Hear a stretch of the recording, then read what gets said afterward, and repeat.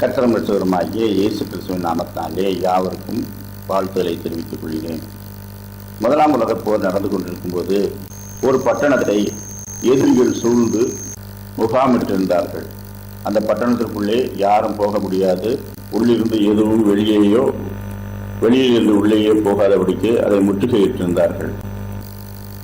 அப்பொழுது பட்டணத்திற்கு வருகிற உணவுப் பொருட்கள் தட்டுப்பாடு ஏற்பட்டபடினாலே உள்ளே மிகவும் பஞ்சம் ஏற்பட்டது.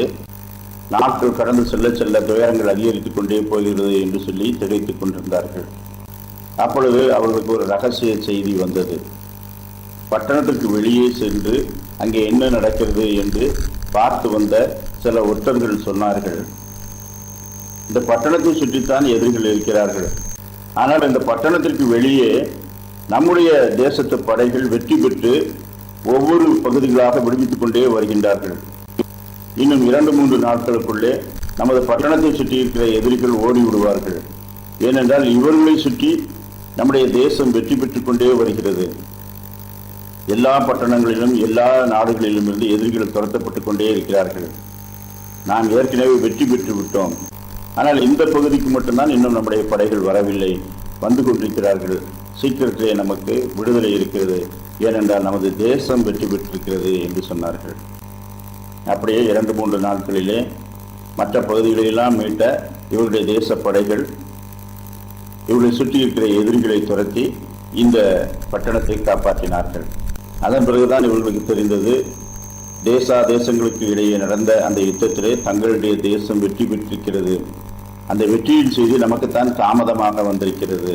உலகத்திலே பிசாசின் ஆட்சி நடப்பது போல நமக்கு தோன்றுகிறது. எங்கு பார்த்தாலும் அநீதி தலை தூக்குகிறது. அவர்கள்தான் சுகித்திருக்கிறார்கள், அவர்கள் கையில் தான் அதிகாரம் இருக்கிறது என்று சொல்லி நாம் நினைக்கிறோம். ஆனால் அப்படி இல்லை. தேவகுமாரன் எல்லாவற்றின் மீதும் வெற்றி சிறந்திருக்கிறார்.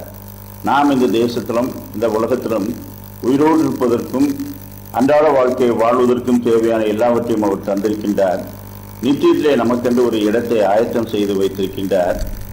நம்மை சுற்றிலும் எதிரியின் ஆட்சி நடப்பது போல நமக்கு தோன்றினாலும் தேவகுமாரன் ஏற்கனவே வெற்றி பெற்றிருக்கிறபடினாலே அந்த வெற்றியின் செய்தியை சீக்கிரத்தை நாம் அனுபவிப்போம்.